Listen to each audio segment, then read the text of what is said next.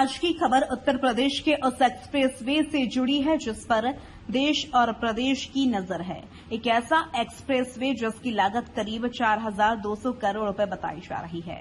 एक ऐसी सड़क जिसका उद्घाटन 13 जुलाई को देश के रक्षा मंत्री राजनाथ सिंह, केंद्रीय सड़क परिवहन एवं राजमार्ग मंत्री नितिन गडकरी और उत्तर प्रदेश के मुख्यमंत्री योगी आदित्यनाथ की मौजूदगी में हुआ और फिर अगले ही दिन इसे आम यातायात के लिए खोल दिया गया। लेकिन अब इसी एक्सप्रेसवे के एक हिस्से में सड़क क्षतिग्रस्त होने का मामला सामने आया है और मामला इतना साधारण नहीं है, क्योंकि अब जांच सिर्फ यह जानने के लिए नहीं हो रही कि सड़क में गड्ढा क्यों बना। जांच इस बात तक पहुंच चुकी है कि आखिर सड़क के नीचे पानी का व्यवहार कैसा है, और इस सवाल का जवाब तलाशने के लिए मौके पर पहुंची आईआईटी खड़गपुर की विशेषज्ञ टीम। जांच के दौरान सड़क के एक गड्ढे में पानी डाला गया और बताया जा रहा है कि काफी समय गुजरने के बाद भी पानी अपेक्षित तरीके से बाहर नहीं निकला।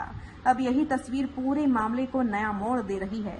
क्या सड़क के नीचे पानी या नमी फंस रही है? क्या यही वजह सड़क के धंसने या क्षतिग्रस्त होने की हो सकती है? क्या निर्माण या ड्रेनेज व्यवस्था में कहीं तकनीकी समस्या है? और अगर सड़क इतनी जल्दी खराब हुई तो जिम्मेदार कौन है? आज की रिपोर्ट में हम आपको शुरुआत से पूरी कहानी बताएंगे।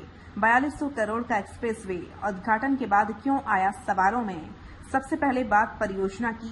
कानपुर लखनऊ एक्सप्रेसवे को लगभग 4200 करोड़ रुपए की लागत से तैयार किया गया है। यह परियोजना उत्तर प्रदेश में बेहतर कनेक्टिविटी, तेज यातायात और कानपुर लखनऊ के बीच सफर को सुगम बनाने के उद्देश्य से बेहद महत्वपूर्ण मानी जाती है। इस एक्सप्रेसवे का उद्घाटन 13 जुलाई को हुआ। कार्यक्रम में रक्षा मंत्री राजनाथ सिंह, केंद्रीय सड़क परिवहन एवं राजमार्ग मंत्री नितिन गडकरी और उत्तर प्रदेश के मुख्यमंत्री योगी आदित्यनाथ मौजूद थे। उद्घाटन के अगले ही दिन इसे यातायात के लिए खोल दिया गया, यानी सड़क के परिचालन में आने के बाद उम्मीद थी कि यह लंबे समय तक मजबूत और सुरक्षित तरीके से यातायात का भार संभालेगी। लेकिन इसके बाद उन्नाव जिले के कुरारी के पास सड़क के एक हिस्से में तकनीकी समस्या सामने आई। आखिर समस्या कहां आई, यहाँ एक जरूरी बात स्पष्ट कर दें। एनएचएआई के परियोजना निदेशक नकुल प्रकाश वर्मा के अनुसार समस्या पुल की मुख्य संरचना में नहीं है। समस्या पुल तक पहुंचने वाले संपर्क मार्ग में सामने आई है, यानी पुल अपने आप में क्षतिग्रस्त नहीं बताया गया है। तकनीकी समस्या उस सड़क वाले हिस्से में सामने आई है जो पुल तक पहुंचने का रास्ता है। यह अंतर बहुत महत्वपूर्ण है, क्योंकि इससे यह संकेत मिलता है कि जांच का फोकस पुल की संरचनात्मक मजबूती के बजाय उसके संपर्क मार्ग की सड़क संरचना, नीचे की परतों, नमी और जल निकासी जैसे पहलुओं पर है। पहले 20 मीटर की मरम्मत, फिर दोबारा दिखी समस्या। एनएचएआई के अनुसार प्रभावित हिस्से में पहले करीब 20 मीटर लंबे हिस्से की मरम्मत की गई थी, लेकिन मरम्मत के बाद उसके आसपास फिर से क्षति दिखाई दी। इसके बाद प्राधिकरण ने फैसला किया कि सिर्फ छोटे हिस्से की मरम्मत करने से काम नहीं चलेगा। अब पूरे 220 मीटर लंबे संपर्क मार्ग की मरम्मत कराई जाएगी, यानी जिस हिस्से पर समस्या सामने आई है उसकी व्यापक तकनीकी मरम्मत का निर्णय लिया गया है। यहीं से शुरू हुई आईआईटी खड़गपुर की जांच। मामला गंभीर होने के बाद अब इसकी तकनीकी जांच के लिए आईआईटी खड़गपुर के विशेषज्ञों की टीम मैदान में है। विशेषज्ञ अलग अलग स्थानों का सर्वे कर रहे हैं। उनका मकसद सिर्फ ऊपर दिखाई दे रहे गड्ढे को देखना नहीं है, बल्कि यह समझना है कि सड़क के नीचे क्या हो रहा है। क्योंकि अगर समस्या सिर्फ ऊपरी सतह पर होती तो सामान्य मरम्मत से मामला खत्म हो सकता था, लेकिन अगर पानी या नमी सड़क की अंदरूनी परतों में पहुंच रही है तो समस्या कहीं ज्यादा गंभीर हो सकती है। गड्ढे में पानी डाला गया और फिर आया सबसे बड़ा सवाल। अब उस परीक्षण की बात करते हैं जिसने इस पूरे मामले को चर्चा के केंद्र में ला दिया है। बताया जा रहा है कि आईआईटी खड़गपुर की टीम ने सड़क के क्षतिग्रस्त हिस्से में बने गड्ढे में पानी भरवाया। इसका उद्देश्य यह देखना था कि पानी का रिसाव या निकासी किस तरह हो रही है, लेकिन बताया गया कि काफी समय गुजरने के बावजूद पानी अपेक्षित तरीके से बाहर नहीं निकला, यानी पानी गड्ढे में जमा रहा। यहीं से विशेषज्ञों का ध्यान जल निकासी और नमी की ओर जाता है, क्योंकि यदि पानी लंबे समय तक किसी सड़क संरचना में जमा रहता है तो सड़क की नीचे की परतों पर उसका असर पड़ सकता है।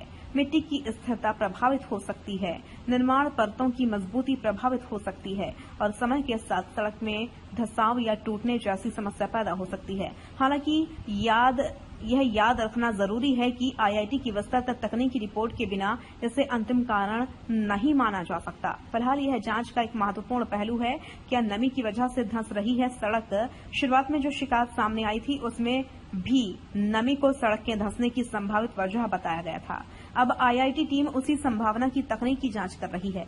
सवाल यह है कि क्या सड़क के नीचे प्राकृतिक जल निकासी का रास्ता पर्याप्त है, क्या निर्माण के दौरान उपयोग की गई परतों के बीच पानी पहुंच रहा है, क्या कहीं ऐसा हिस्सा है जहां पानी फंस रहा है, क्या मिट्टी की कॉम्पैक्शन और बेस प्रिपरेशन मानकों के अनुरूप थी, और क्या संपर्क मार्ग की ड्रेनेज व्यवस्था उस इलाके की परिस्थितियों के हिसाब से पर्याप्त थी। इन सवालों के जवाब विशेषज्ञ रिपोर्ट से ही स्पष्ट होगा। क्या 5 अलग अलग जगह सड़क धंसी, एनएचएआई ने दी सफाई। इस मामले में अलग अलग जगह पर सड़क क्षतिग्रस्त होने की चर्चाएं भी सामने आई, लेकिन एनएचएआई परियोजना निदेशक नकुल प्रकाश वर्मा ने कहा कि इन घटनाओं को सड़क धंसने के 5 अलग अलग मामले कहना उचित नहीं होगा। उनके मुताबिक अधिकांश क्षति उसी संपर्क मार्ग तक सीमित रही है, यानी एनएचएआई के अनुसार पूरे एक्सप्रेसवे की कई जगह पर अलग अलग गंभीर विफलता की तस्वीर नहीं है, बल्कि प्रभावित संपर्क मार्ग पर ही अधिकांश समस्या सामने आई है। अब 220 मीटर पूरे हिस्से की होगी मरम्मत। पहले 20 मीटर की मरम्मत के बाद दोबारा क्षति सामने आने के चलते एनएचएआई ने अब पूरे 220 मीटर लंबे संपर्क मार्ग की मरम्मत का फैसला लिया है। इसका उद्देश्य केवल दिखाई दे रहे गड्ढे भरना नहीं, बल्कि प्रभावित हिस्से की व्यापक मरम्मत करना बताया जा रहा है। एनएचएआई के अनुसार कुरारी टोल प्लाजा के पास यातायात के लिए मार्ग परिवर्तन किया गया है।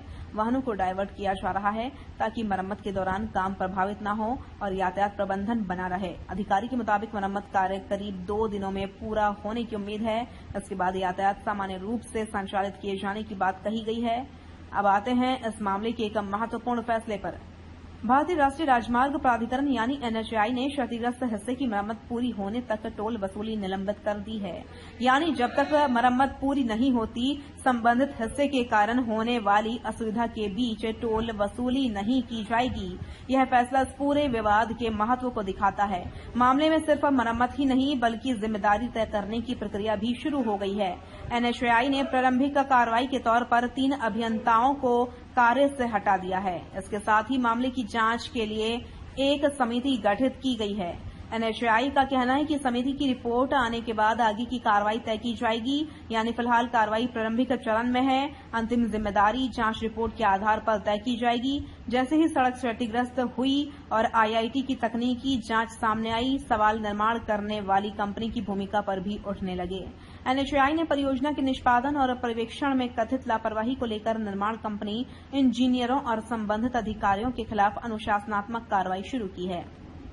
अब जांच में यह देखा जाएगा कि निर्माण के दौरान गुणवत्ता नियंत्रण कैसे किया गया, सड़क की नींव और आधार परतों की जांच कितनी बार हुई, जल निकासी व्यवस्था का डिजाइन और उसका क्रियान्वयन किस तरह किया गया, और अगर कोई तकनीकी कमी थी तो उसे समय पर क्यों नहीं पकड़ा गया। तकनीक का इस्तेमाल हुआ फिर भी समस्या कैसे आई।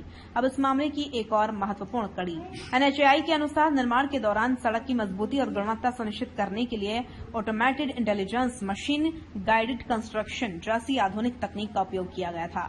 जब इतनी तकनीक के इस्तेमाल का दावा किया गया है तो सवाल और महत्वपूर्ण हो जाता है। अगर निर्माण इतना तकनीकी रूप से नियंत्रित था तो सड़क में इतनी जल्दी समस्या कैसे सामने आई। क्या समस्या निर्माण प्रक्रिया के किसी खास चरण में हुई? क्या बाद की परिस्थितियों ने सड़क को प्रभावित किया? क्या बारिश और पानी ने कमजोरी को उजागर किया, या कहीं क्वालिटी कंट्रोल में मानवीय चूक हुई? इन्हीं सवालों का जवाब जांच से निकलेगा। क्या यह सिर्फ एक सड़क का मामला है? देखिए, यह मामला सिर्फ एक गड्ढे का नहीं है। यह सवाल देश में बनने वाली बड़ी इंफ्रास्ट्रक्चर परियोजनाओं की गुणवत्ता से जुड़ा है। एक्सप्रेसवे की सड़क का मतलब सिर्फ ऊपर से चिकनी काली सतह नहीं होती। सड़क के नीचे कई परतें होती हैं।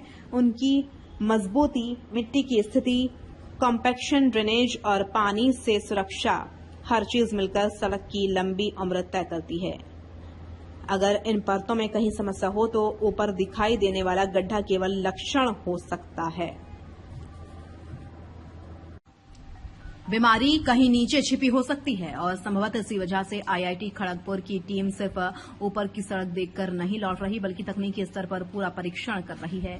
अब सबसे बड़ा सवाल जवाबदेही किसकी? अगर जांच में सामने आता है कि निर्माण में कोई गंभीर तकनीकी चूक हुई थी तो जवाबदेही तय होनी चाहिए।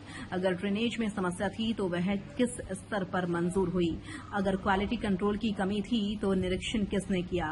अगर सामग्री या कंस्ट्रक्शन मैथोडोलॉजी में चूक थी तो उसे किसने अप्रूव किया? और अगर निगरानी में कमी थी तो जिम्मेदार अधिकारी कौन है? फिलहाल इन सवालों के जवाब सामने नहीं है, लेकिन 3 अभियंताओं को हटाना और अनुशासनात्मक कार्रवाई शुरू करना संकेत देता है कि प्राधिकरण मामले को गंभीरता से ले रहा है। तो कानपुर लखनऊ एक्सप्रेसवे की कहानी फिलहाल एक गड्ढे से कहीं आगे निकल चुकी है। करीब 4200 करोड़ की परियोजना, 13 जुलाई को उद्घाटन, अगले दिन यातायात शुरू, फिर उन्नाव के कुरारी के पास संपर्क मार्ग में तकनीकी समस्या, पहले 20 मीटर की मरम्मत, फिर दोबारा क्षति, अब पूरे 220 मीटर संपर्क मार्ग की मरम्मत, आईआईटी खड़गपुर की टीम की जांच, गड्ढे में पानी भरकर परीक्षण और लंबे समय तक पानी का जमा रहना। एनएचएआई ने मरम्मत पूरी होने तक टोल वसूली निलंबित कर दी। 3 अभियंताओं को कार्य से हटा दिया गया। निर्माण कंपनी, इंजीनियरों और अधिकारियों के खिलाफ अनुशासनात्मक कार्रवाई शुरू हो गई और अब इंतजार है उस तकनीकी रिपोर्ट का जो शायद यह बताएगी कि अगली समस्या आखिर कहां थी। क्या सड़क नीचे के पानी फंस रहा था? सड़क के नीचे पानी फंस रहा था? क्या नमी ने सड़क की मजबूती को प्रभावित किया? क्या निर्माण में कोई तकनीकी कमी रह गई या फिर कोई और वजह है जिसे अभी जांच सामने आना बाकी है?